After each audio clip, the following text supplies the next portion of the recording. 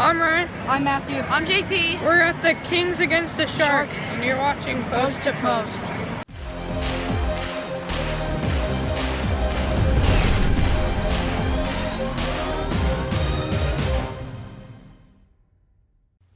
Hello and welcome to Post, the channel where we discuss all things hockey and all teams. And I got jersey number 21, the Florida Panthers. I got a coupon code from Pro Hockey Life.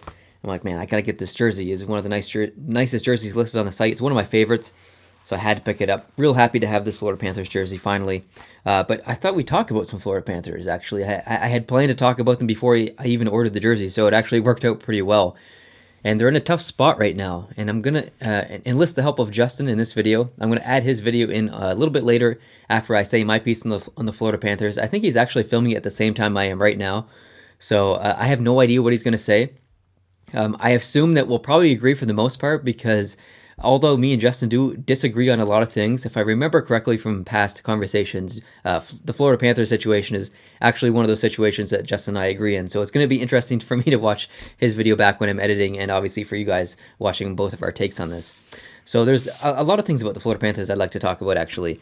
And one of the things I did when I first started this channel was a couple of the first videos was talking about how teams would end their season. And I'm going to treat that this video kind of like that, except for I'm going to add a little bit more. So they played 43 games. They're 18 wins, 19 losses, 6 overtime losses for 42 points. They're 6-3-1 in their last 10. So, playing pretty good hockey actually in the last 10 games. Their home record, 10-7-3, pretty good at home. Away record, 8-12-3. So one of those teams that just aren't that great on the road, but not terrible.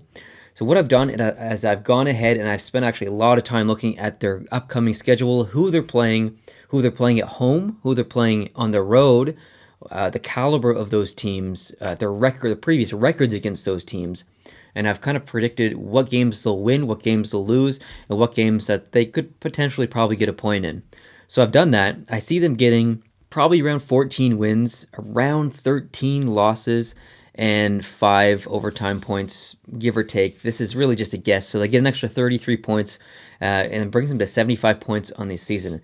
And I look at this and I think, man, that seems really low, but the teams that they are playing coming up are actually pretty strong teams. They have a really tough schedule for the rest of the season. So I think that's probably why that led me to that conclusion. But it's still, even just looking on the outside, it seems a bit low. So it wouldn't surprise me if they got up to 80 or 81 or something like that. If you look at the team, we have Huberdeau, 44 points in 43 games. This guy he has changed a lot since 2011. He's put on 40 extra pounds since he was drafted. 40 extra pounds, and it's all muscle. I have a feeling that Jágr being there and being the fitness freak that he was and mentoring those young guys like Huberdeau, I think Huberdeau saw that and was like, man, I need to get in some serious shape. And he did, and he's got 44 points in 43 games. I'm not saying that the only reason he has 44 points in 43 games is because he put on 40 extra pounds of muscle and got in shape, like extreme shape, but it has something to do with it. It's very important. Trocheck, 41 points in 43 games. Barkov, 40 points in 42 games.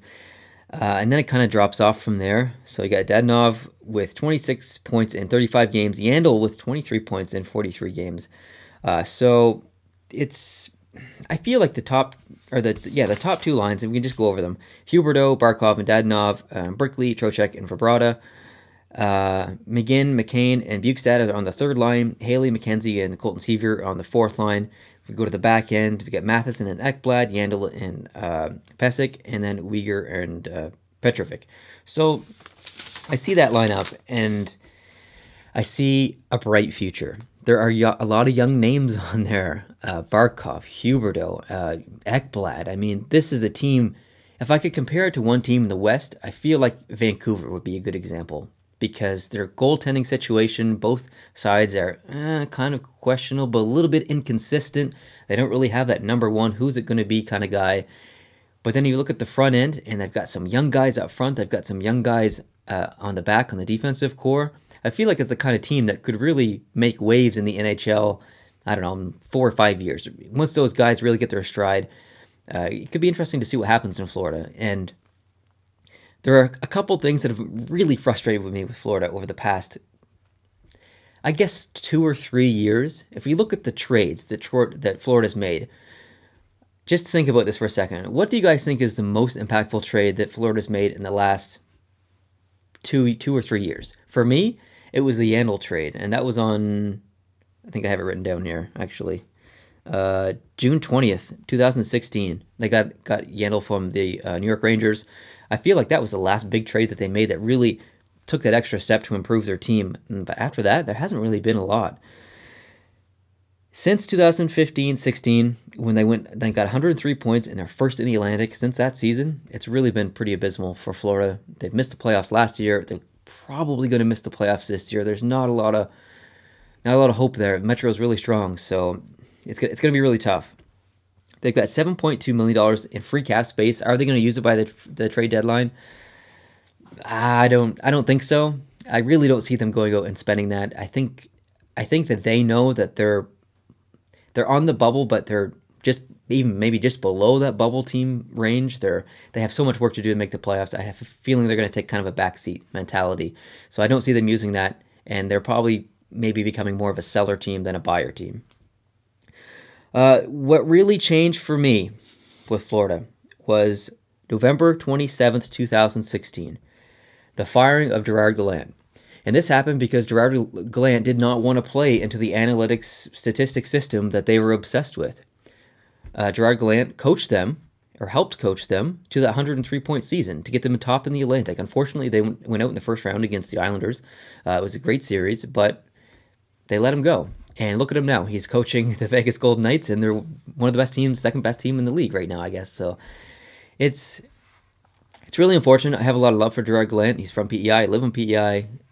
He was kind of left in the dust I think it was a parking lot in Carolina, if I remember correctly. So the organization really didn't treat Gerard Gallant very good on that exit. And I never understood the trade, or not the trade. I never understood the firing because he was one of the brightest points of that whole organization. But it worked out for him. He's in Vegas now, like I said, having lots of success. And because I mentioned analytics and statistics, and that's what they're all about and stuff, I thought I'd actually look at what the team statistics are category by category to see. Because when you look at the analytics and the numbers, you want guys and you want to be good on special teams, and you want to be good on the power play. You want to have good penalty kill numbers and percentages, and you want to have really good goals for and goals against, and you want to be in all the important categories, regardless of winning or losing. You want to be in those top in those categories. And I thought it was really interesting that once I looked at all these categories and actually see where they fell. So on the penalty kill, they're 19th, 79.8%. So a team obsessed with analytics is only 19th on the power play. That's just not good enough. And it gets worse. In the penalty kill, and it gets worse on the power play.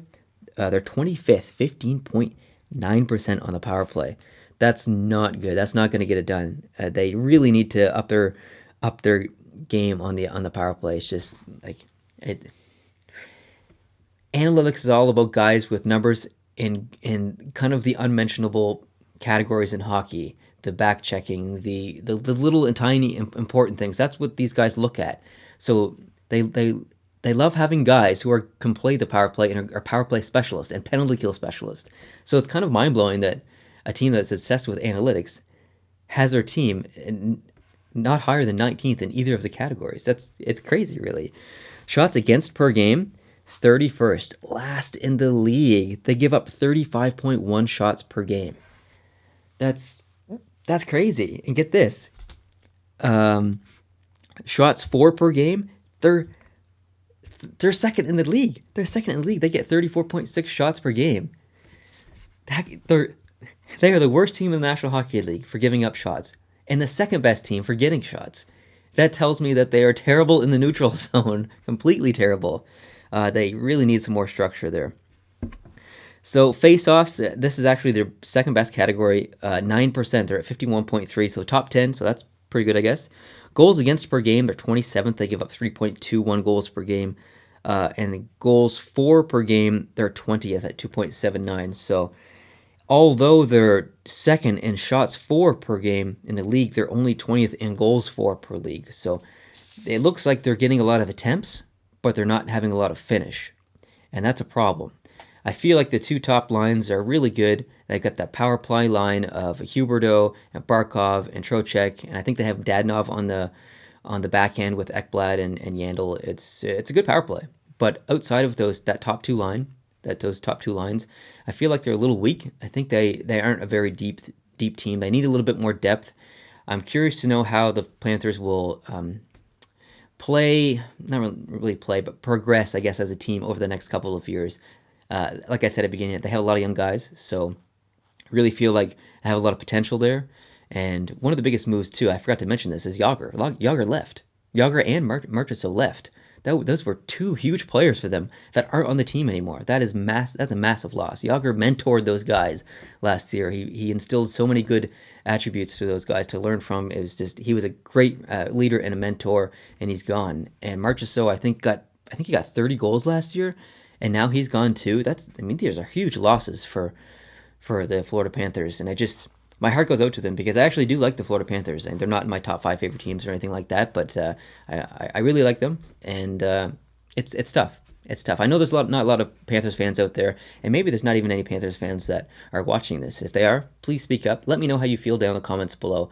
But before I end this, I want to give you guys an opportunity to see what Justin feels like, and I'm going to be going through this the same as you. I haven't seen what Justin said, like I said at the beginning, so I'll be seeing this for the first time as well. Well, I'll be seeing it for the first time editing it, but anyways, Justin, take it away. Want to start by saying thank you, Neil, for having me on. For those who aren't aware, I actually stepped out on my own YouTube journey. I started my own channel, Hands Down Hockey. If you guys check that out, I would really appreciate it. It's hands down the place to be if you're a hockey fan like me. So let's get into it. The Florida Panthers, currently 4th last in the East with a record of 18, 19, and 6. They're a minus 19 goal differential. They are 9 points out of a wild card spot. So their playoff hopes are not looking very good. Much like last year, playoff hopes dwindling. However, as a fan of the Panthers, you have to cling on to hope. That's basically all you have at this point, Panthers fans. I'm very sorry. However, you do have a very, very awesome young core. And just to dive into it, okay, we have Barkov, 22, Trocheck, 24, Huberdeau, 24, Bjugstad, 25, Ekblad, 21, Matheson, 23. Panthers can't seem to get over that hurdle is due to the fact that they don't have a lot of experience outside of a few key guys. Majority of that team are in the mid to early 20s, and they're kind of gaining experience as they go year after year. However, if you look at this current team and the talent of these young guys, look ahead, say 4, maybe 5 years, and to me, Florida are on the cusp of something extraordinary. They really are. Because of Barkov, a Trocheck, Huberdeau, Ekblad, these are amazing, amazing players, very, very talented, and in a few years, I think Florida could be a powerhouse in the East. Maybe I'm wrong, but on paper, these guys are legit. They just need a little more experience under their belt, and I think in time, Florida will be a force to be reckoned with. Now, last year, I thought Florida was really turning a corner. I really did. And then the wheels fell off for a bit. They fired Gerard Gallant. They basically left the man in a parking lot. And that left a really bad taste in my mouth, the whole Gallant thing. I really thought he was a guy that should have stuck with Florida, or should I say Florida should have stuck with Gallant. He's a great coach. I really like him. And just a year before that, he had Florida into the playoffs. And they were looking good. They were. I mean, yes, they did go out in the first round. I believe it was the Islanders, if I remember correctly.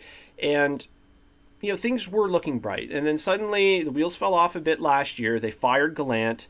And that was a huge news story. There was pictures of him holding a bag, getting into a cab. I mean, it was just awful, awful. It was not done very professional at all. At all. And I really think they jumped the gun on it. And I'm not really sure why. Maybe we'll never fully understand that, but again, it could have been done a lot more professional. So that's strike 1 from me against the Florida organization. Now I look at Yager. Yager was 4th on the team last year in points. Even though he was 44 last year, he did play all 82 games for the Florida Panthers. So given his age, that's huge to me. The fact that Jaromir Jagr played all 82 games for the Panthers last year, huge. He finished with 46 points on the year, and I really felt that Yager and the Panthers would have worked something out in order to keep him in Florida, because I really felt that Yager fit in great with the Florida Panthers. Anyone else feel that way? I know I really did. And unfortunately, it didn't work out. Yager ended up basically hitting free agency and ended up signing with the Calgary Flames, and we all know how that worked out.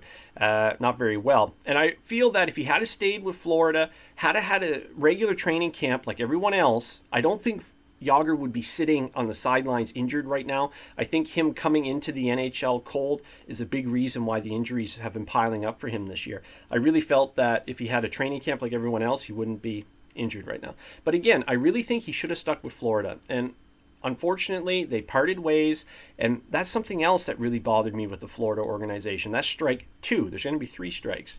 Now, obviously, they had their reasons. They felt that maybe Yager's age was a big factor as to why, they didn't continue their relationship. Maybe it was a money dispute. But again, who better of a guy to have come in and mentor that young talent, especially with the guys that I named earlier, their current ages? Who better to learn from than Jaromir Jagr? I mean, this is a guy who's won Stanley Cups, and he's basically done it all in the NHL, has he not? There's no one better to learn from than Jaromir Jagr right now. Number 2 all-time in points. I mean, the guy's a living legend, and I really think he could have helped this organization in more ways than one. Then we have Marchessault. Now, he's a 26-year-old 30-goal scorer. Okay, as of last year, he had 30 goals, and they left him open during the expansion draft. And then Las Vegas looked at it and said, "Oh my God, okay, thank you. We're taking this guy into our organization with open arms, and we will hug him and squeeze him and love him forever." And that's exactly what they're doing. They have a superstar on their hands.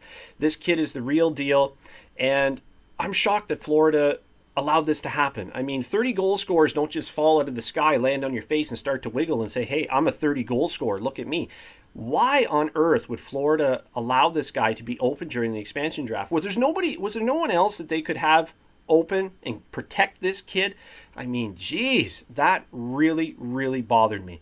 So that's 3 strikes from me against the Florida Panthers over the last year. 3 strikes in 1 year, that's not really a good rating from a guy like me, even though maybe I don't matter, but still, these are 3 key things that I felt that the Florida Panthers got wrong as an organization. And it's just kind of been dwindling ever since, unfortunately.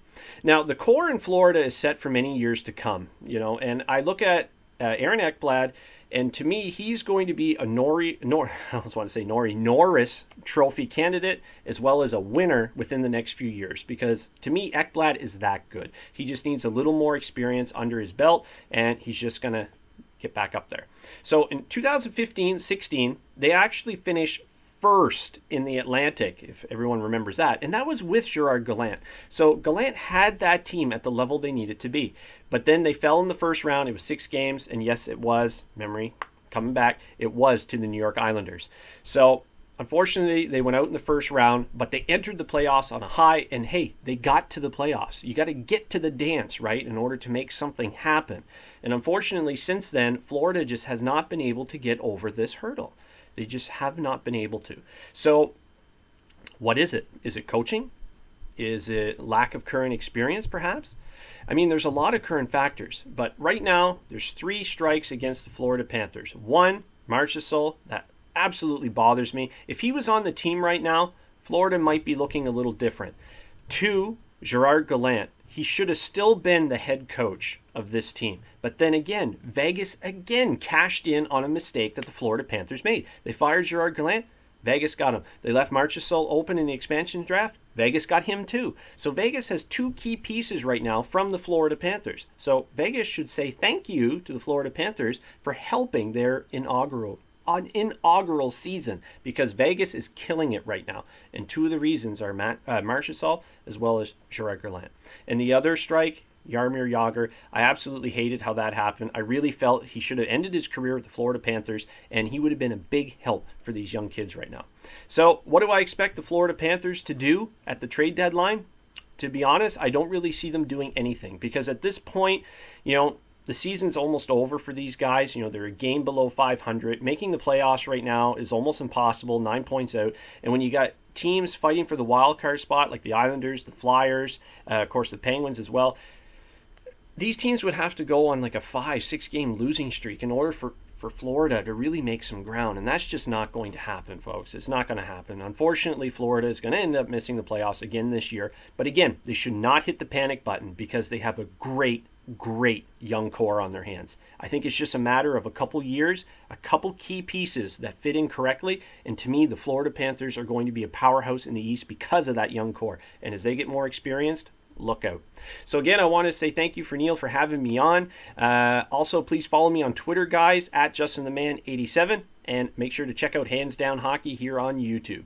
So until next time, remember, keep watching the greatest game on earth, hockey. Cheers. All right, thank you very much, Justin, for joining me for this video. I really appreciate it. Like I said earlier, I don't know what you said, so I can't really comment on what you said or agree or disagree with anything you said. So I'll just leave it at that. So thank you guys very much for watching this video. Justin, thanks for joining me. You guys can go check out his channel, Hands Down Hockey, and subscribe to this channel if you're new. Like this video if you liked it, and I'll see you guys in the next one. Adios.